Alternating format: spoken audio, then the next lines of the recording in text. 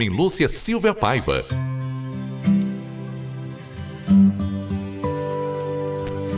Muito boa tarde para você, boas vibrações, energias positivas, começando mais um Momento Mente Iluminada e recebendo nossa querida amiga Carmen Lúcia Silva Paiva. Boa tarde, Carmen. Boa tarde, Júlio, boa tarde a todos os nossos ouvintes. Paz e bênção, que a alegria, o amor toque seu coração e que você vibre nessa frequência até o final do seu dia. Legal, e mais uma vez um tema interessantíssimo aqui pra gente, né? Que é a síndrome do pânico. Muita gente tem a síndrome do pânico, né, Carmen? Sim. Explica um pouquinho o que é a síndrome do pânico. A síndrome do pânico é uma condição de crises repentinas de ansiedade aguda, que marcadas por muito medo e desespero, associada a sintomas físicos e emocionais aterrorizantes. Então a pessoa vive uma intensidade de medo tão grande que ela entra em pânico, em um pavor terrível. Sim. E quais são as causas da síndrome do pânico? Então, ainda não foram esclarecidas as causas do transtorno do pânico. Mas acredita-se que são fatores genéticos, ambientais, estresse, um trauma, uso abusivo de certos medicamentos, droga. Então, assim, são vários fatores que interferem e que podem provocar o transtorno. Certo.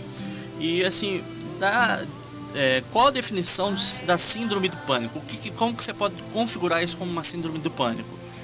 São vários sintomas, né, associados e repetitivos, com uma frequência repetitiva, né?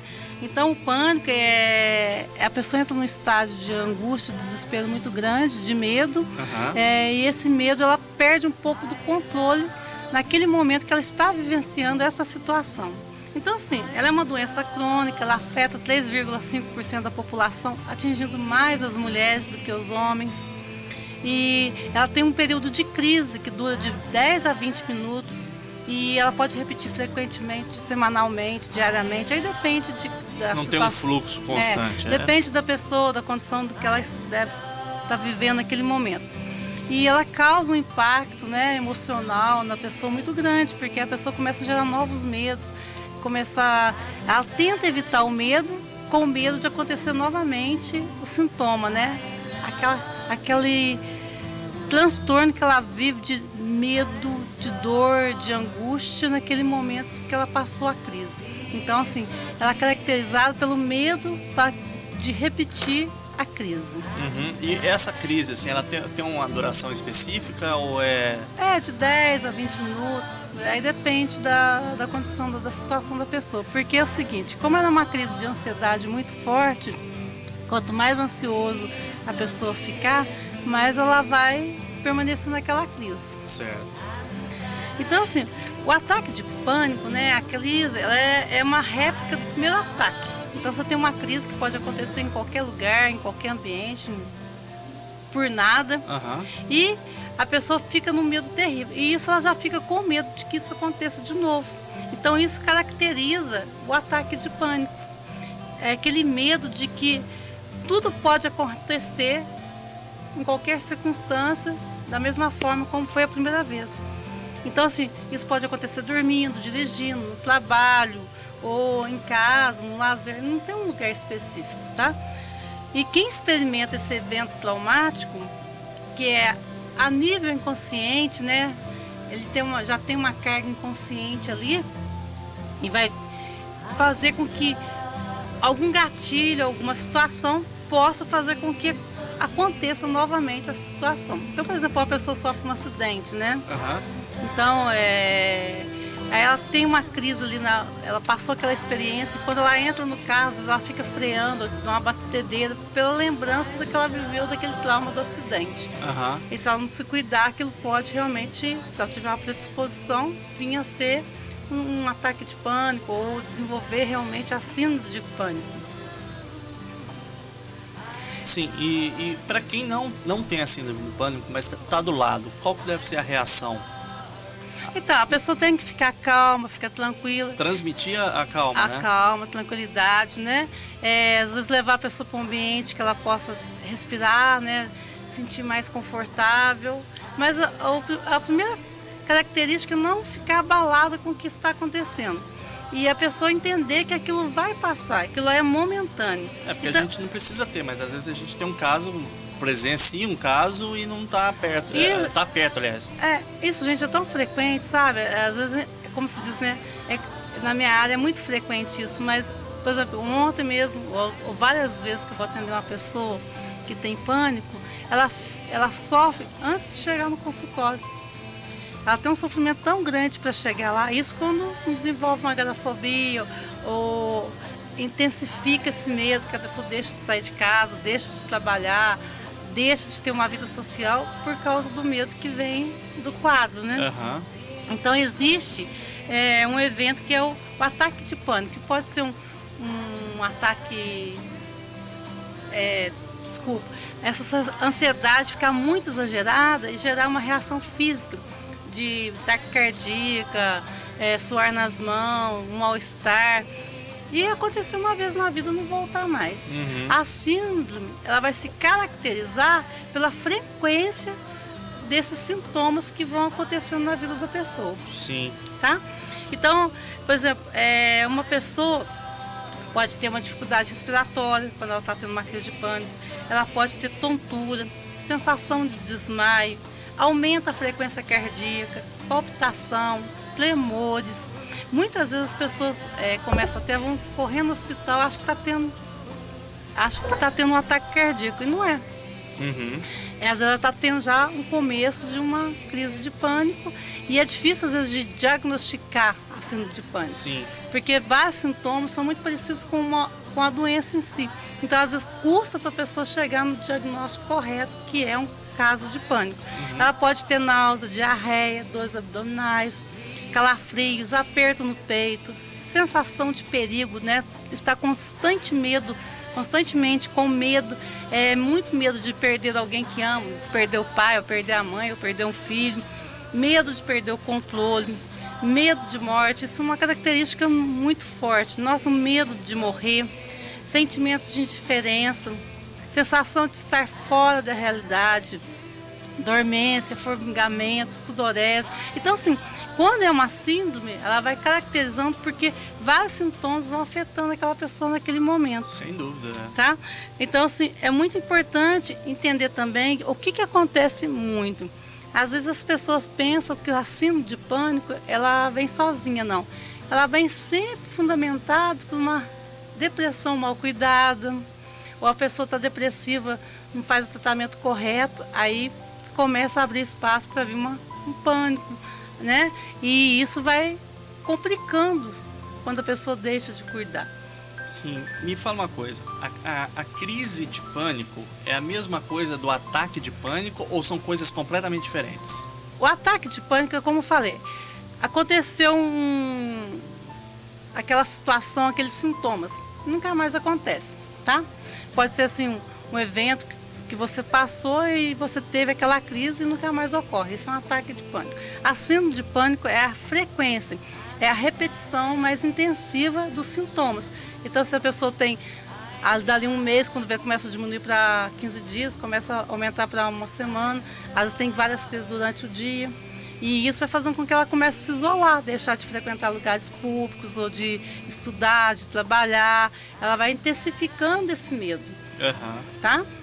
E com esse medo, na verdade, ela está perdendo mais o tempo dela, né? Tá deixando perdendo. de viver os momentos bons, preocupada com não viver os momentos, ou não viver aquele amor, ou não viver aquele sentimento. Mas gente, é tão angustiante, você não tem noção.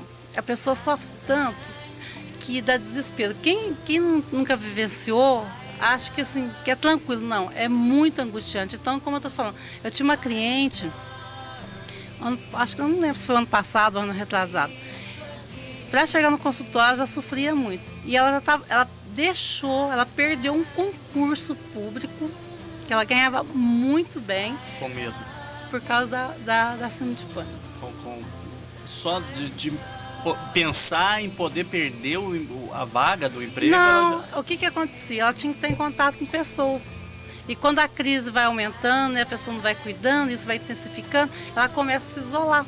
ela já não quer sair de casa, ela não quer trabalhar, ela começa a ter medo das pessoas. E ela começou a ter medo das pessoas, ela começou a ter medo do chefe, ela começou a ter medo de fazer as coisas erradas. E chegou um certo momento que ela desistiu do concurso dela. E depois ela foi para o meu consultório, ela me procurou, graças a Deus ela está muito bem hoje, estou muito feliz, ela conseguiu se encontrar. E ela viveu isso por muito tempo. E também tem esse padrão, né, que pode ser de família, que já vem se repetindo. Então, dentro do programa Mente Iluminada, eu aplico técnicas diferentes que vai ensinar a pessoa a lidar com esses sintomas quando ele aparece. E faz com que a pessoa entenda que tudo isso também é um bloqueio nos canais energéticos, né? Porque abaixa muito o nível de energia. Aí eu vou trabalhando técnicas que interrompem, né? Que desbloqueiam esses canais energéticos e faz com que volte o equilíbrio físico e emocional. E dentro da constelação familiar, Bert Hellinger, ele acrescenta que 50% dos nossos problemas são de origem sistêmica, ou quer dizer, que vem do sistema familiar, de cargas de antepassado. Então, o pânico ele pode ser uma expressão de tentar reparar a ausência de algum antepassado que foi excluído. Então, essa identificação para fazer com que esse excluído permaneça no sistema, aquela pessoa pode manifestar esse sintoma. Então, são tudo a nível inconsciente, né? Mas que precisa trabalhar esse desbloqueio energético, que precisa limpar para que a pessoa possa voltar a ter a sua saúde, ter qualidade de vida. E essa semana foi tão interessante que uma pessoa me perguntou, mas tem cura? Tem cura. Era a minha pergunta, tem cura? Tem cura, viu, gente? Eu já peguei inúmeros casos, graças a Deus, todo mundo está bem. Eu peguei de uma jovem, de uma adolescente, que ela parou de ir na escola. Ela tinha 14 para 15 anos, ela não ia na escola, não saía do quarto, ela não ia em lugar nenhum, tudo nela gerava uma angústia, aquela crise muito forte. Hoje ela está estudando, está trabalhando. Então, assim, é muito doloroso, mas tem cura. Precisa buscar ajuda médica, né? Entrar com as medicações corretas e principalmente com o trabalho terapêutico. Por quê? Porque toda doença ela vem de uma raiz emocional, né? Sim. E a pessoa precisa se entender, saber como lidar com aquela situação. Principalmente tomar consciência que aquela situação vai passar a hora que ela estiver dentro da crise. E que ela reforça essa crise alimentando aquele medo que ela está vivendo naquele momento, alimentando o desespero. Então a gente vou ensinando técnicas que a pessoa vai aprendendo a ter controle. E ela consegue depois ver que isso vai se extinguindo à medida que ela vai fazendo a prática dessas atividades. Então é muito importante se cuidar, é muito importante buscar ajuda, é muito doloroso para a pessoa que está vivendo essa situação. Sim. E uma coisa muito importante, quando não cuida, gente, vai abrindo espaço para entrar outro tipo de doença. Só vai agravando, né? Só vai agravando. Ah, joia. E assim, o tratamento, Carmen, é necessário, necessariamente uso de medicamento ou não? Ou às vezes só psicologicamente a pessoa é tratada? Como que a gente trata essa pessoa? Então, aí é uma coisa muito subjetiva, depende de pessoa para pessoa. Às vezes a pessoa está no começo, né? Ela teve um ataque de pânico e já gerou uma reação, ela pode entender e modificar isso. Às vezes a pessoa já está num quadro mais moderado, mais severo, tem que cuidar. Então, assim, tem que ver o contexto histórico de família. Então é difícil você falar que precisa ou não precisa de medicação, mas geralmente quando as pessoas já estão vivenciando a crise e ela é repetitiva, ela tem que entrar com a medicação para poder diminuir a ansiedade, porque a crise de pânico ela é um aumento muito grande da ansiedade. A pessoa perde o raciocínio naquele momento. É complicado, né? É difícil lidar com os sentimentos, às vezes, muitas das vezes. E quem às vezes está numa crise ou numa pré-crise, existe esse termo, não? Tem. Numa pré-crise, você acha que a pessoa tem ela consegue pedir ajuda? Que esse que às vezes é a preocupação, ela não conseguir pedir ajuda, né? Agora você fez me lembrar de um caso que eu atendi, eu ainda estava começando minha carreira, né? Eu tinha uma cliente, eu recebi uma cliente que ela já tinha procurado ajuda em todos os médicos da região e ela não conseguia resolver o problema dela. Graças a Deus hoje ela também está muito bem e se ela estiver nos ouvindo ela vai saber que é ela. Um beijão aí para você, Dani. Então, o que que acontecia? Às vezes a pessoa vai intensificando pela falta de conhecimento, tá? Ela não tem conhecimento que isso pode acontecer. E essa cliente, ela procurou todos os médicos, não conseguia sair dessa crise, era um sofrimento danado. Ela tinha medo de tomar o remédio. Isso acontece. A pessoa entra num grau tão grande de medo que ela tinha medo de tomar o medicamento. E ela sempre falava assim para mim, o que as pessoas não veem, elas não acreditam.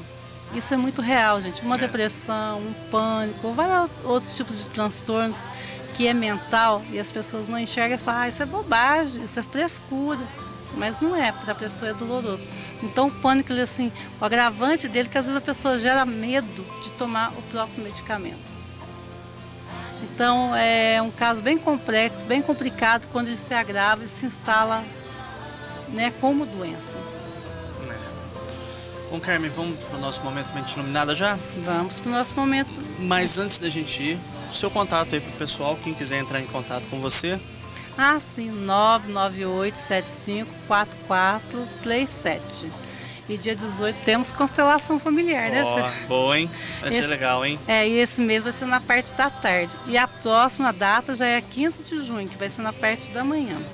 Legal. Então, dia 18 agora, né? Das 2 às 5h30 da tarde, não é isso? Isso. Mais informações aí, 998754437. Isso. Falei direitinho dessa vez? Falou. Eu quero, né? Não, eu falo constelação, né? Constelação familiar. Isso. Enquanto vivencial quântico aqui na cidade de Eloy Mendes, tá bom? Com a nossa querida amiga Carmen Lúcia Silva Paiva, criadora aí do programa Mente Iluminada, hipnóloga, psicóloga, mais uma série de... Graças a Deus, né? Vamos fazer o bem, né? Bom demais. Vamos lá pro nosso momento Mente Iluminada. Então, hoje que eu vou trabalhar com vocês no momento Mente Iluminada, se você tiver uma crise de pânico ou um ataque de pânico, o que você deve fazer neste momento? Primeira coisa, permanecer no lugar que você está tendo a crise, tá? Pois a falta de controle sobre si próprio pode provocar algum tipo de acidente, principalmente se o ataque surgir enquanto você estiver dirigindo. Então, nesse momento, procure só falar para si mesmo, vai passar, calma. Procure pensar mais nada, só fique conversando com você, vai passar, calma. O segundo item é lembrar que esse ataque ele é passageiro. Ele é uma sensação de medo extremo. E os sintomas físicos vão passar. Então você foca nesse momento em algum objeto, foca em algum produto de loja, onde você estiver. Procure olhar, observar alguma coisa e vai conversando com você. Vai passar. Calma. Terceiro, procure respirar fundo e lentamente, contando 3 para inspirar e 3 para expirar. Isso vai ajudar a controlar a respiração e diminuir a sensação de pânico. Gente, a respiração é uma excelente ferramenta para quem tem crise de pânico, tá? Aprender a fazer exercício de respiração ajuda muito. Quarto, enfrentar o medo. Tentar identificar o que provocou esse medo. Lembrar que este medo não é real, pois os sintomas logo vão desaparecer. Então, um exemplo básico. À medida que a pessoa vai avançando na doença, ela começa a ficar com medo de estar em lugar que tem muitas pessoas. Ela entra numa lotérica, só está ela e mais uma pessoa. E quando vê, enche de gente.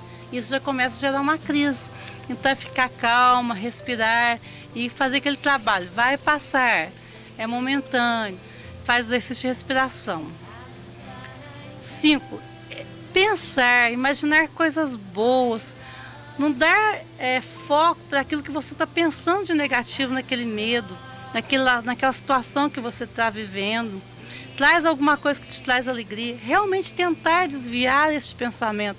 Tentar mudar a direção do teu pensamento. Por isso que você deve olhar para alguma coisa ou fixar sua atenção em alguma coisa. Porque o seu corpo ele tem uma memória primária, mas a sua mente não, ela não para, ela vai continuar trabalhando. E você pode levar os seus pensamentos para onde você quiser. E o último é evitar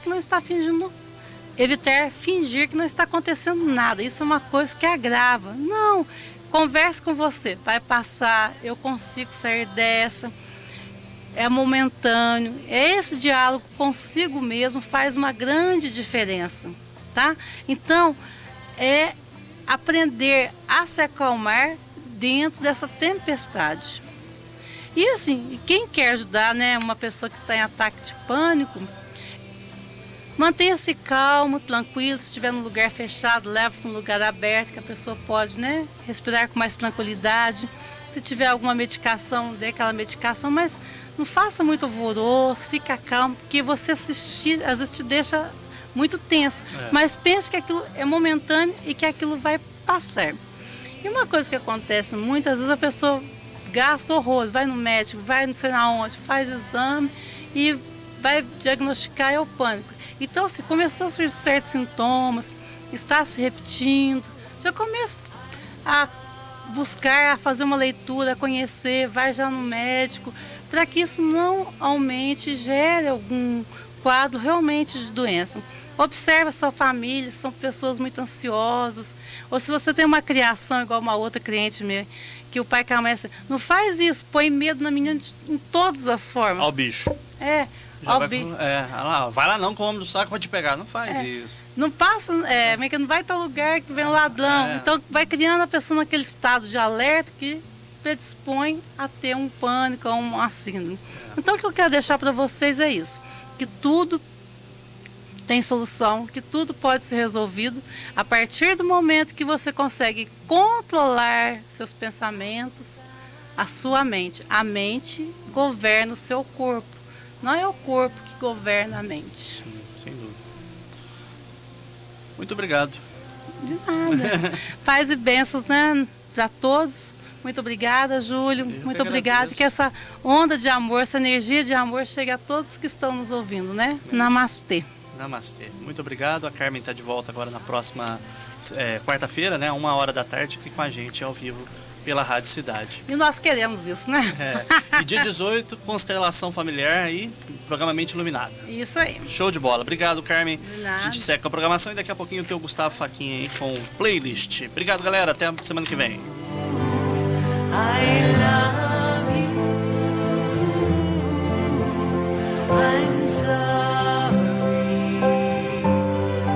Please forgive me. O Momento Mente Iluminada fica por aqui. Voltamos semana que vem. Deixe sua pergunta para Carmen no nosso próximo programa em nosso WhatsApp 98835-4117. Uma boa tarde, cidade. Não saia daí! Daqui a pouco tem mais músicas aqui na Rádio Cidade.